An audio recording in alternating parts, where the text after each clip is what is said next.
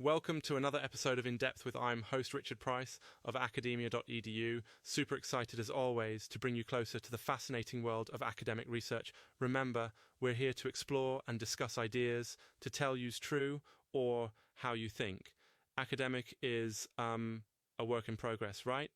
Just a way of trying to investigate things. Sometimes it sparks new questions more than answers, and today's paper definitely like that. Today, we're diving into a really intriguing by Annie Wang titled Qian Kun, Heaven, Earth, and the First Pair of the I Ching. What does that mean? Well, don't worry, it's not as mysterious as it sounds, or maybe it is. Basically, we're talking about the building blocks of one of the oldest philosophical in the world, the I Ching, or Book of Changes. At heart of Annie's paper is this core question: why do Qian and Kunhe and Earth first in the I Ching? Is there something special about pair that makes them the foundation for, well, pretty much everything else?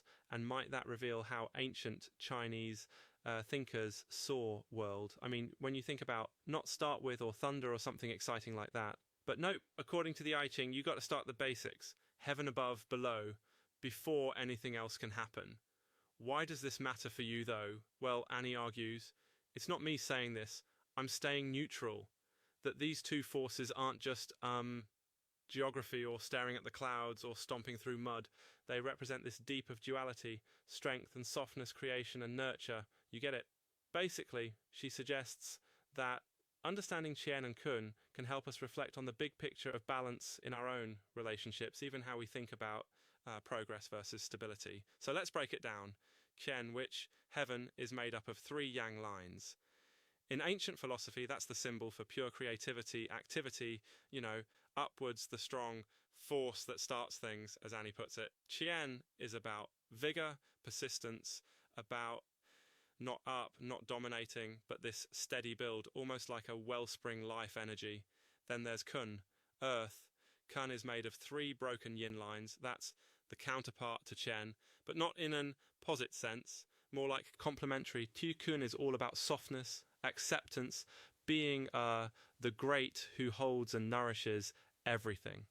Annie points out that Kun is not about passivity, not about just following orders. It's about this powerful recept of how it doesn't tell a plant exactly what to do, but supports its growth in countless unseen ways. This pair, Qian and Kun, is central to not just philosophy, but daily language too. There are sayings like, to turn Q and Kun upside down, the natural order has totally collapsed. I guess it's like if suddenly reversed and everything started falling. Okay, that would be, there's another phrase, to reverse Q and Kun, which is more like bringing change when things are hopeless. So these aren't just symbols, but, as Annie writes, ideas baked into how people think order and redemption in daily, an interesting digression. I once read an article about how different think about opposites. It totally went down rabbit hole about and soap bubbles and all sorts of stuff. Sorry, that's off topic, but it just shows you this kind of stuff gets into everything. So does pull all of this together. Her basic argument that heaven and earth, Qian and Kun, are necessary for everything to unfold. They're not one being better than the other. They're about cooperation, mutual support, kind of like dancing takes a role. Each gives space the other. What should you take from this? Maybe, and I'm not saying this is the answer, but Annie encourages us to see how framing life as a dance of strength and nurture, action and receptivity can help us spot the patterns in own decisions and relationships.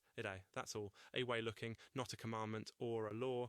So to wrap up, if it's one thing I hope you get today, it's that research like Annie Wang's isn't the final word. It's a way to poke at reality and ask, hey, what makes the world go round? How oppos like Qian and shape what possible? Maybe time you notice things, feeling of balance. You'll remember heaven and earth, strength and softness, and wonder, what would it mean to let them work together in my own life? Thanks for listening. This has been In Depth with Academia. I'm Richard Price. See you next time, where we keep exploring, questioning, and staying.